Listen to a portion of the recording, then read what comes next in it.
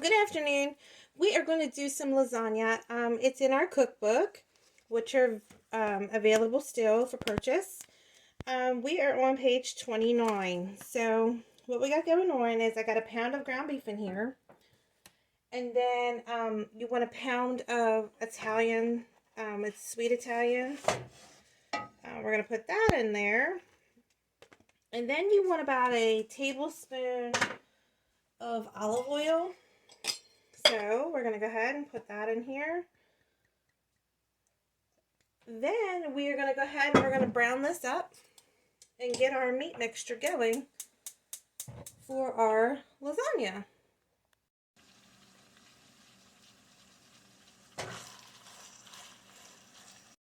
So you want to brown this until it's no longer pink.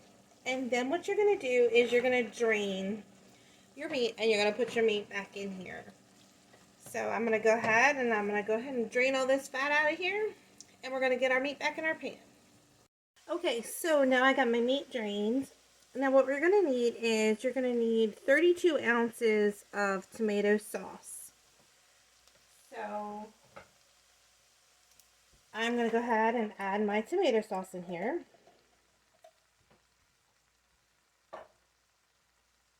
Then you're going to need 2 cans of tomato paste. Which you're going to need 2 of these. Okay, so I got one of those in there. Now we're going to work on our second one, and these are 6 ounces. So the next thing we're going to need is 4 cloves of garlic minced. If you do not have the fresh garlic, you can replace it with the minced garlic in the jar, and just use maybe 2 tablespoons of that. So now we're going to go ahead and we're going to get 2 tablespoons of this jar stuff, because I know it's not really as strong as fresh garlic. So we're going to go ahead and give this a stir. Okay, so now you're going to need 2 teaspoons of sugar. So that's 1. That's 2. Now you're going to need 2 teaspoons of Italian seasoning. And everybody loves my lasagna. It's really, it's different than your normal lasagna, but it is really delicious. You're going to need 1.5 teaspoons of salt, which I have in here, and 1 teaspoon of pepper, which we're going to put in here too. Then you're going to need a 1/4 teaspoon of red pepper flakes. You don't have to add that. I like it. So we're going to go ahead and we're going to get this stirred up again.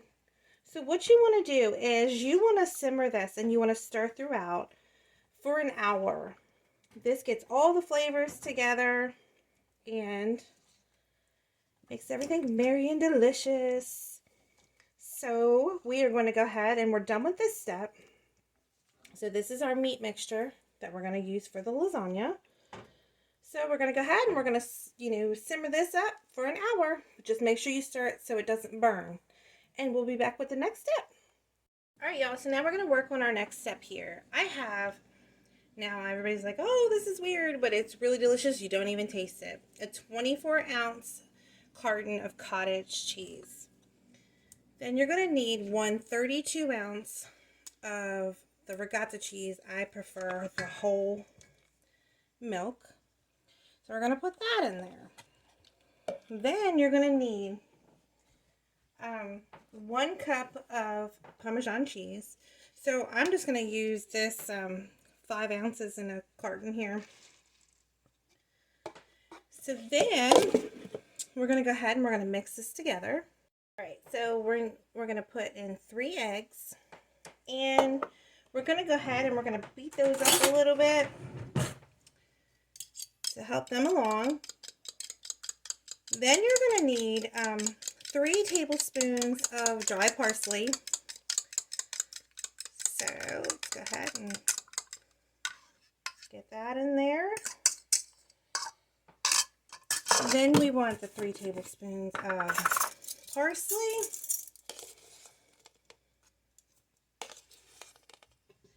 Then that's going to be everything for this mixture. So we're going to go ahead and mix this together. Then you're going to need a box of lasagna noodles. And we're going to need some provolone cheese and some mozzarella cheese.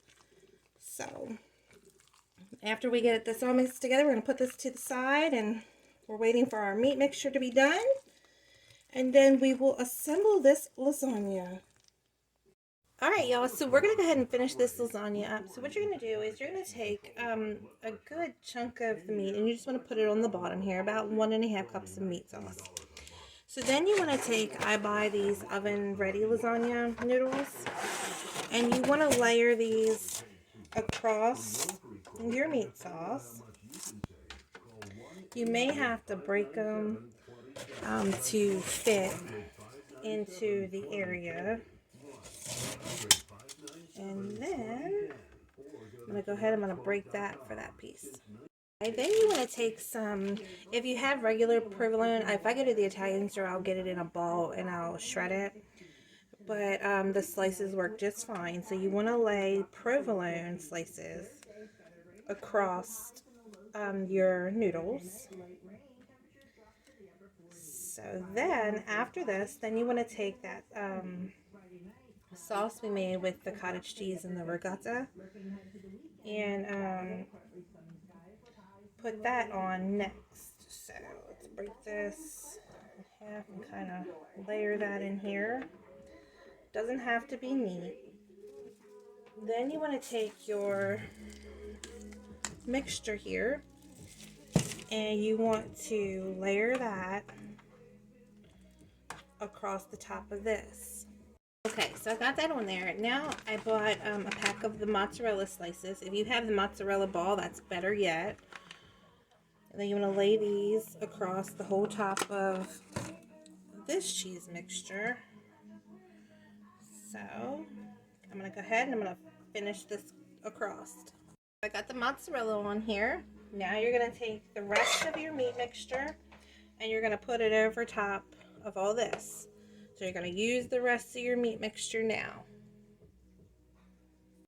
Then you want to add your remaining noodles. And then you're going to add your remaining cheese sauce here. And then you're going to top it with mozzarella. So we're going to go ahead and add the rest of our cheesy mixture here. You can layer this however you want. There's no wrong or right way. You just want to make sure that your noodles are covered with some of the sauce and stuff like that. Now I'm going to take mozzarella and I'm going to put it on the top of here. And what you're going to do is, this is probably about 2 cups. You can use, like I said, a little as much as you want. You're going to bake this on 375 for 50 minutes, and then you're going to uncover it and then bake it for 20 more minutes. Alright, y'all. So I got all the cheese on it, and it's all done.